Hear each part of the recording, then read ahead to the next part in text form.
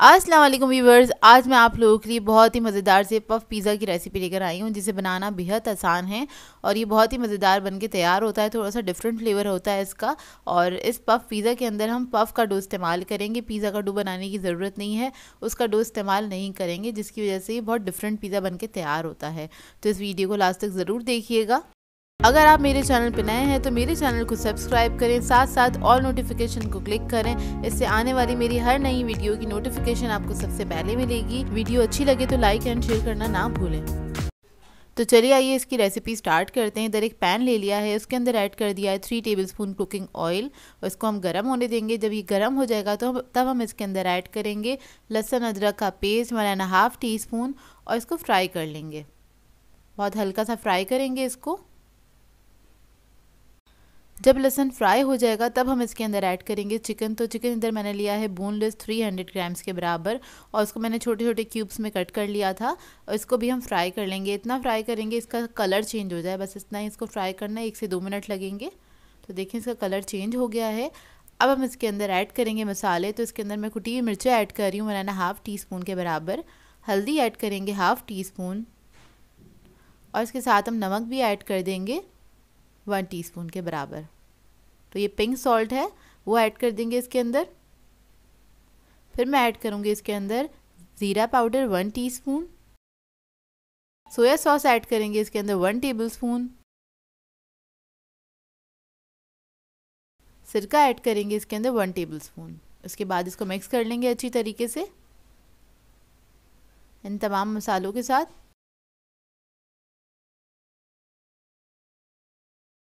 और थोड़ी देर तक इसको इसी के साथ पकाएंगे।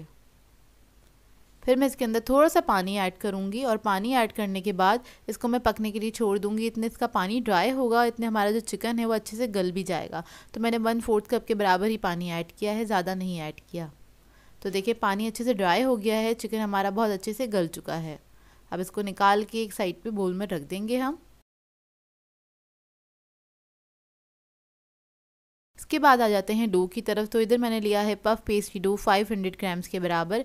ये मैं आपको बनाना सिखा चुकी हूँ, उसकी रेसिपी आप लोगों को मेरे चैनल पे से मिल जाएगी। और अगर आप बनाना नहीं चाहते हैं तो आजकल ये सुपर स्टोर्स पे इजीली मिल जाता है रेडीमेड, तो आप लोग वो भी ले सकते हैं। तो बस इसको हमने इस तरह से टैप करना है। ये इसी तरह से बिलता है कि पहले आपने इसको हल्के हाथ से टैप करना होता है ताकि इसका माजरीन जो है वो बाहर ना निकले। और उसके बाद इसको हम बेलेंगे। तो बस इसको मैं बेलना स्टार्ट करूँगी। और इसको हमें राउंड नहीं बेलना है, इसी तरह से रेक्टेंगुलर शेप में ही इसको हम बेल लेंगे। या जिस पैन में आपको बेक करना है उस पैन के हिसाब से आप लोग बेल लीजिएगा, जितना बड़ा चाहिए आपको। तो देखिए इसको मैंने बेल लिया है अच्छी तरीके से और इसको इसकी साइड में सेट कर रही हूँ हाथ से इस तरह से। और ये इतना मोटा होना चाहिए, तकरीबन 1/4 इंच के बराबर का मोटा है ये। अब इसके बाद एक बेकिंग पैन ले लेंगे हम। ट्रे ली है मैंने और इसके ऊपर मैंने लगा दिया है बटर पेपर ताकि नीचे से चिपके नहीं।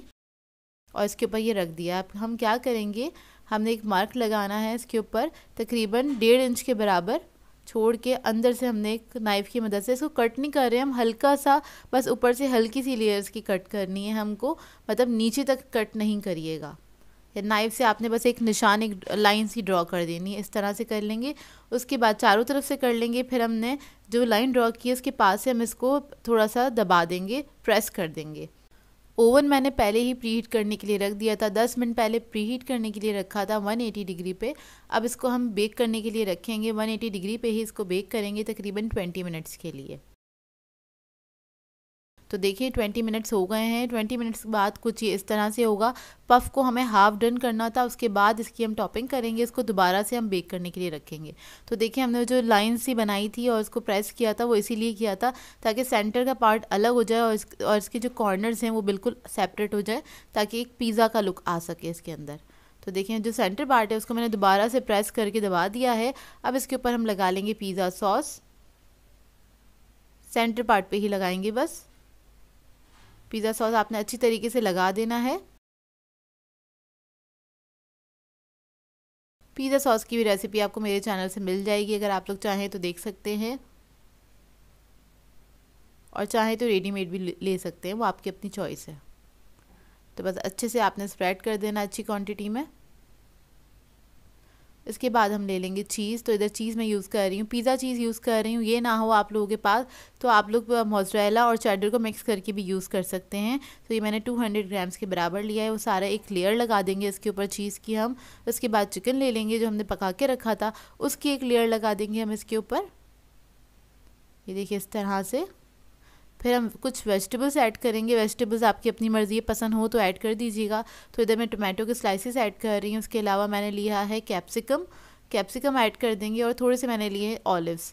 तो ये सब आपकी अपनी चॉइस है। टॉपिंग तो आपको पता है किस तरह से वो अपनी मर्ज़ी से भी कर सकते हैं। अब जो कॉर्नर्स हैं उसके ऊपर हम एग ब्रश कर देंगे अच्छे से, और इसको दोबारा से बेक करने के लिए रखेंगे 180 डिग्री पे तकरीबन 30 मिनट्स के लिए।